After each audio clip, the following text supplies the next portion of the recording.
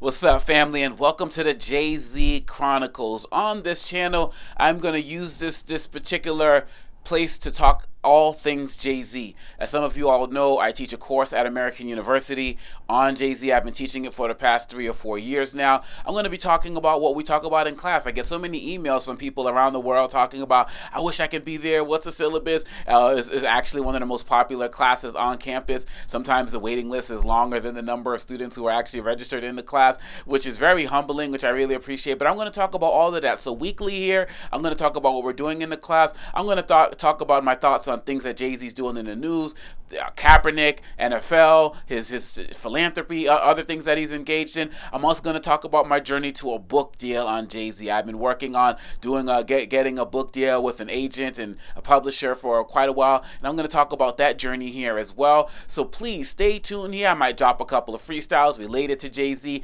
Please feel free to stay here. Tune in weekly, maybe even a couple of times a week to see what we're talking about, get my thoughts and perspectives on Jay-Z. Now, some people ask me, why Jay-Z? Well, the fact of the matter is, I used to not be a fan of Jay-Z, to be quite honest. I felt like as a speaker, I was the guy who was doing motivational speaking, going into schools, talking to people about, well, don't do the stuff that Jay-Z's doing. Don't sell the drugs. Don't talk about this. Don't talk about that. And I had this narrow view of him as a gangster rapper. And so a lot of people who are telling me that I should not have done my dissertation on him, or I should not be teaching a course on him, my doctoral dissertation, by the way, they have this same narrow view. So when did my perspective start to change on him? It was when I heard the Black Album.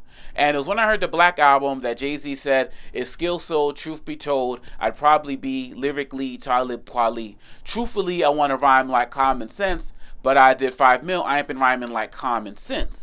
And so for me, I was like, it just floored me when he said that on the Black Album, A Moment of Clarity, because I was like, that's a lie. He's not telling the truth. So I went back and listened to Jay-Z's albums, all of the albums, stuff I had already heard before. And I realized that at every level, he was dropping snippets of consciousness. No, not on the Public Enemy or Dead Prez or Talib Kweli level, but he was doing it in his particular way. And many of us missed it because we were so caught up in our love or hate of lyrics that we consider to be misogynistic or talked about the drug life or that had references about killing and the like. And so that caused me to go back and review all of the things I learned about Jay-Z. And that was when I decided to do my doctoral dissertation on Jay-Z. That's when I decided to offer this course on Jay-Z, because I believe that we should study what this man has done as deeply as we study everybody else, from Elvis Presley to Dr. King and everybody in between. I believe that his story is an American story as well that is worthy of study. So I'm going to share my thoughts here. I hope y'all, and I just started out with this one just to let y'all know why Jay-Z, why I'm looking at him, why I study him at the weight level that I do.